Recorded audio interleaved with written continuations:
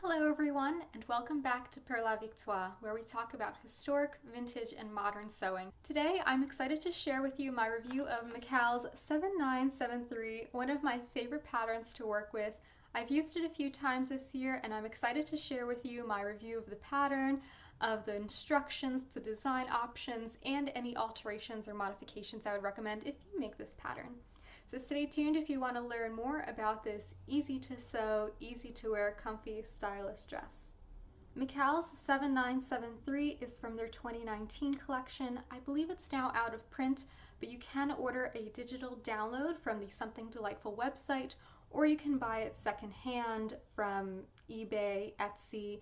I actually got my copy from a Facebook pattern de-stash group for I think $4 or $5. This pattern comes in sizes 6 to 14 and 14 to 22. So thankfully they've included size 14 in both pattern packets to make it a little bit easier to grade sizes if you're in that size range. I've used this pattern a few times. First, I made a blue polyester satin dress using the bodice and sleeves of view D with the skirt of view B.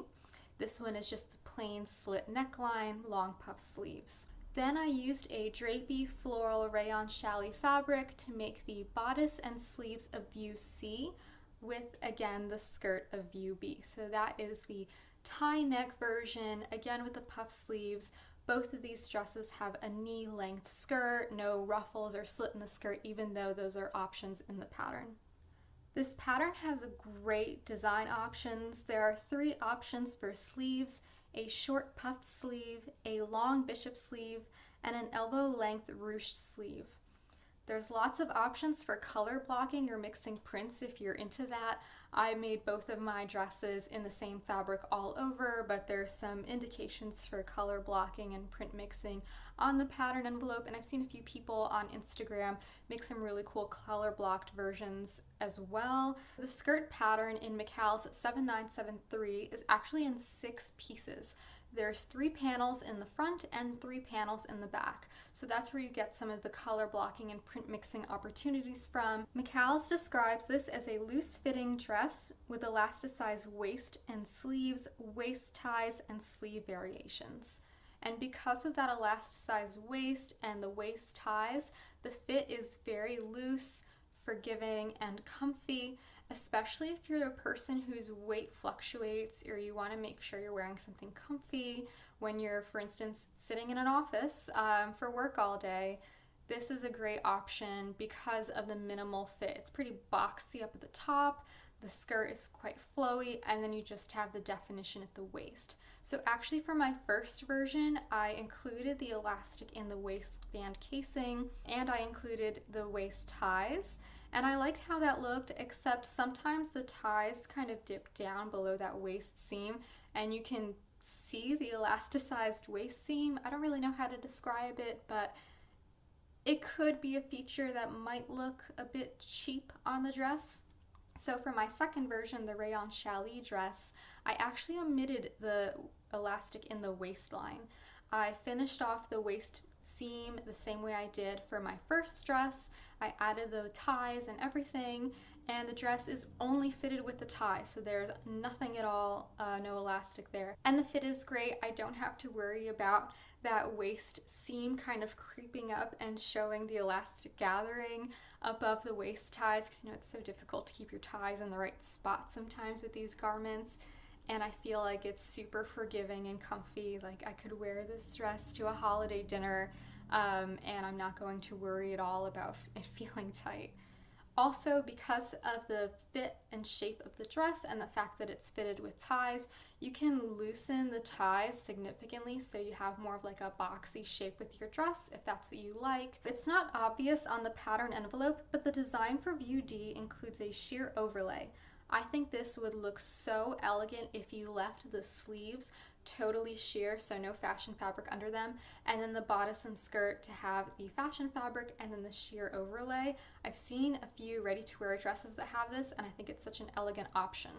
The different design elements of the pattern are really easy to mix and match, so every sleeve fits into every armhole, every bodice variation fits together really nicely with other elements of the dress. And in fact, there are more combinations than the 4 views presented on the pattern envelope. And that's what I find most appealing about this pattern, is that I can make it multiple times or use different elements from the pattern, and I can get a different look every time. Now onto the pattern instructions. For the most part, the pattern instructions are clear and concise. I was initially intimidated by the instructions for the band at the top of the center skirt panel, but when I took it step by step, it made sense and was actually pretty easy to sew. It's just a bit challenging to describe, but essentially that band is there to anchor the waist ties. There are probably other ways to achieve this effect, but I found the pattern's approach was perfectly fine. For the tie neckline of view C, the pattern had you attach this long bias tie and then finish the neckline by sewing a full neckline facing, so that curvy piece and the facing piece that finishes off the front slit. I thought this was totally unnecessary because the bias finish of this tie can fully enclose the raw edge of the neckline, so you don't need to sew on the tie and then another piece of fabric to cover the seam of the tie to the neckline. And in fact, I checked with a few ready-to-wear blouses that I have this tie effect at the neckline, and all of them just finished off the neckline with the tie itself. So when I made my rayon challis dress with the tie neckline, I omitted that back neck facing, and I altered the front neck facing so that it didn't extend all the way into the shoulder. I slimmed it up so it just went up to where it needed to go, so that it could be caught in the seam of the neckline tie, and that simplified construction considerably, because one of my least favorite sewing tasks is sewing those super curvy neckline facings. I find them to be quite challenging and tedious, and it was a welcome relief to skip that step on this dress. As with most of the Big Four patterns, McCalls 7973 makes no mention on how to finish the raw edges inside this garment, and there are so many raw edges. Because there are 6 panels in the skirt, you have potentially a lot of fabric that can fray in there as it's rubbing up against your legs. And I found that the typical Big Four, just zigzag over the edge, just was not going to cut it on the fabrics I was using. So my approach was to sew as many seams as possible as French seams, and then for the 2 center front or side center front skirt seams, the ones that enclose that center front panel where the waistline ties come out of, I just enclosed those in rayon seam binding because I couldn't do French seams and get the ties to fit in there. So something to be mindful with this pattern is to think critically about what fabric you have and how you want to finish those raw edges. Because I decided to use French seams along most of the seams, I had to change some of my order of construction. Of course, I had to sew pieces initially right side together instead of wrong side together and use a different seam allowance. So what I essentially did is I read through all the instructions and then I rewrote them on a notepad with the order and directions that I needed so that I can make those French seams possible, so I can make those bound seams possible. And this way I wasn't accidentally sewing a seam with the incorrect seam allowance if it was actually meant to be a French seam. I just used my instructions so that all of the raw edges were fully enclosed in this dress. I was using fabrics that frayed a ton, that polyester satin, and then the stripy rayon fabric. I wanted to make sure that the dresses I made were going to last me years. Of course, if you have a serger or a sewing machine that has a nice overlock stitch, you can certainly use that to finish your seams, and then you can proceed with the order of operations that the pattern instructions include. Another thing is that the instructions do not make it clear if there is extra seam allowance added along the outer edge of the neckline facing pieces. So the instructions tell you to finish that outer edge of the neckline facing pieces, but they don't tell you first to make a 5/8 of an inch hem or a 1/4 of an inch hem or trim off a certain amount. So I really had no idea how to proceed from there. I was also using fabrics that were so thin and drapey that if I had done like a double hem or a rolled hem, I think it would have shown through on the outer part of the dress. So actually I just finished off the edges of the neckline facings with rayon seam binding folded in half and just stitched along the edge and made sure I pressed it really well so there weren't any wrinkles or puckers in the rayon seam binding so that nothing would show through on the finished garment. And I thought this was perfectly easy, but again, I don't know if I left in extra material in the facing. I don't know, but it turned out fine, just something to be aware of. Now, in regards to the fit of the pattern, as I mentioned before, it's a very boxy, forgiving fit. In particular, the shape of the bodice is quite boxy. If I use this pattern again, I think I will make a narrow shoulder adjustment or try a small bust adjustment. I normally cut out a size 10 from the Big Four patterns, but I cut out a size 8 for both of my dresses, and I still felt like the fit was quite roomy. And in fact, the shoulder seam falls kind of below the ball of my shoulder, which isn't my favorite thing. You can't really notice it in the fabrics that I chose, so it's not a big deal to me, but really I prefer my shoulder seam to be actually right on the ball of my shoulder. And that's how I know that maybe this pattern is just a smidge too large. The shape of the bishop sleeves is also quite generous. If you're limited on fabric, consider narrowing the bishop sleeves using the slash and spread, or I guess you're not spreading, you're condensing, slash and condense method, to eliminate some of that fullness, because I don't think all of that fullness is needed. In fact, when I compared my dresses to ready-to-wear dresses that had a very similar sleeve shape, the difference in the width of the sleeves was quite staggering. You don't need so much fabric in your sleeves to get that bishop sleeve effect. So just something to be mindful of if you have fabric limitations or if you don't want so much fullness.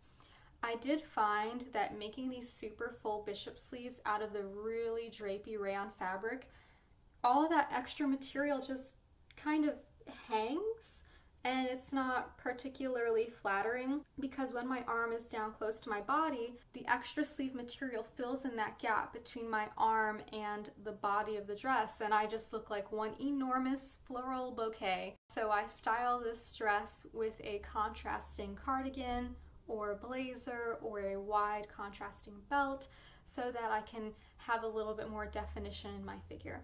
So as I mentioned earlier, the most exciting part of this pattern is that there's so many options for design and so many different elements that you can mix and match. So here's some ideas for how you can use this pattern as a jumping off point for other designs. Consider using the bodice pieces to create a lovely flowy blouse, especially in a lightweight material. I've seen a few people on Instagram do this with this pattern, and I actually have some fabric cut out. I'm working on a blouse right now that I think would be great for my fall-winter wardrobe, this wonderful loose fit tucked into high-waisted skirt or pants. One thing you can do to actually make the construction of the pattern easier is to consider replacing the waist ties with a nice ribbon like a Petersham ribbon. Turning ties can be tedious, especially when you're so close to finishing the garment, and quite frankly, in this busy floral print, you don't even see the ties. I could have achieved a bit more waist definition by using a dark blue ribbon coming out of that center front skirt panel instead. So that'll be something I try on my next version of this dress and something for you to consider as well. I don't think this dress is suitable for fabrics with a dense, busy print. For instance, the rayon challis that I have here. I absolutely love this fabric. When I saw it on Fabric Mart Fabric's website, I instantly knew I had to turn it into the dress from McCalls 7973, but unfortunately when I was finished with the dress, I put it on and the busy, dense floral print hides all of the design details of the dress. I think that center front skirt panel with the band at the top and the ties coming out of it is a really cool feature. And even the ties, I love blouses and dresses with ties, but when I tie them, you don't see them at all. And in fact, most of the time that I wear this, I end up leaving the ties half tied. I just do one knot and I let them flow loosely so that you can see that little sliver of skin at the neckline, because otherwise you don't even see that there's ties at all there. So maybe something to keep in mind when you're selecting a fabric for this pattern is that if you do want to highlight the design details in this pattern, like the neckline ties and the waist feature, to use a fabric that doesn't have such a busy print. Overall, I think this is a great pattern and I highly recommend it. I love how easy it is to mix and match the different design options, and I love that you can get a different look every time you use this pattern. I also think it's a great pattern for beginners because it doesn't have any closures. There's no zippers or button plackets to fuss with. The dress just pulls on over your head. And probably the hardest part about the pattern is doing that neckline facing, but as long as you take it slow, transfer all of your markings, base the facing to the neckline, trim and clip the seam allowances very carefully, you will have a lovely neckline that'll last through many wears and washes, and earning some new skills as well along the way. So definitely give it a try. Let me know in the comments down below if you've used this pattern before, and if so, what have you made with it? How did you alter or modify the pattern to suit your style? Tag me on Instagram if you want to show me your makes. I'm at Pour La Victoire on Instagram as well. Thank you so much for watching this video. If you enjoyed it and if it was helpful, please leave a like down below. Subscribe if you want to see more sewing content like this, and I will see you in my next video.